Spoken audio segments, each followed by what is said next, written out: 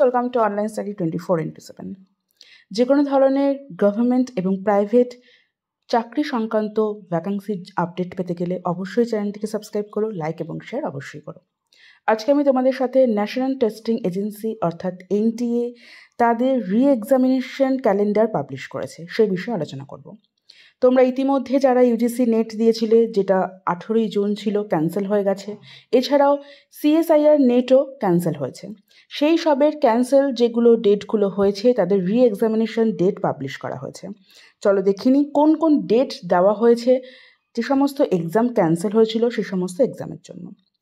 ফার্স্টেই আমরা দেখতে পাচ্ছি, তোমরা দেখতে পাচ্ছ অফিসিয়াল যে তাদের যে পাবলিক একটা নোটিফিকেশান তারা বের করেছে।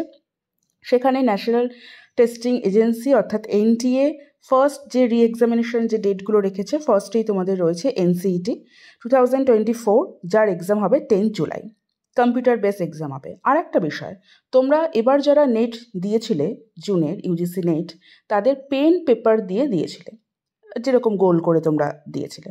কিন্তু এবার কিন্তু আবার তোমাদের পুরনো পদ্ধতি অর্থাৎ কম্পিউটার বেসডে তোমাদের ফিরে যেতে হবে। পুরনো পদ্ধতি বলাটা ভুল, কারণ পুরনো পদ্ধতি তোমাদের পেন অ্যান্ড পেপারই ছিল। মাঝে যে পদ্ধতিটা শুরু হয়েছিল এনটিএর তরফ থেকে, সেটাতেই তোমরা ফিরে যাচ্ছ, অর্থাৎ কম্পিউটার বেসড এক্সাম হবে। কোনো রকম পেন পেপার এক্সাম আর হবে না।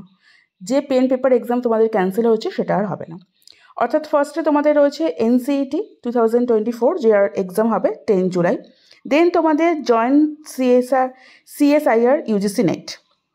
সিএসআইআর নেট যেটা ক্যান্সেল হয়ে গেছিলো, যেটা জুনে ছিল 25 জুন যতদূর আমার মনে হয়, সেটা ক্যান্সেল হয়ে এখন 25 to 27 জুলাই দেওয়া হয়েছে কম্পিউটার বেস এক্সাম, অর্থাৎ জুলাইতে 25 to 27।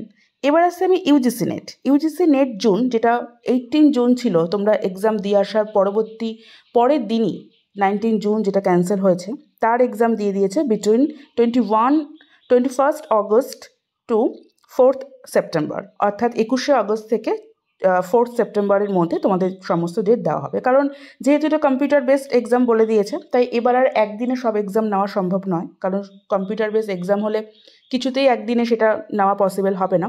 তাই তোমাদের আগে যেরকম হতো, এক একজনের এক এক রকম ডেট থাকতো প্রত্যেকটা সাবজেক্ট অনুযায়ী, সেই সাবজেক্ট অনুযায়ী ডেট তোমাদের পরে পাবলিশ করা হবে। সেটা পরে পাবলিশ করা হবে, কারণ এটা ডেট যেটা দিয়েছে 21 অগস্ট, এখনও তোমাদের হাতে ধরো পুরোপুরি 1 মাস মতো সময়, বলতেই পারো 1 মাস মতোই তোমাদের কাছে সময় রয়েছে, 1 মাসের বেশি সময় রয়েছে।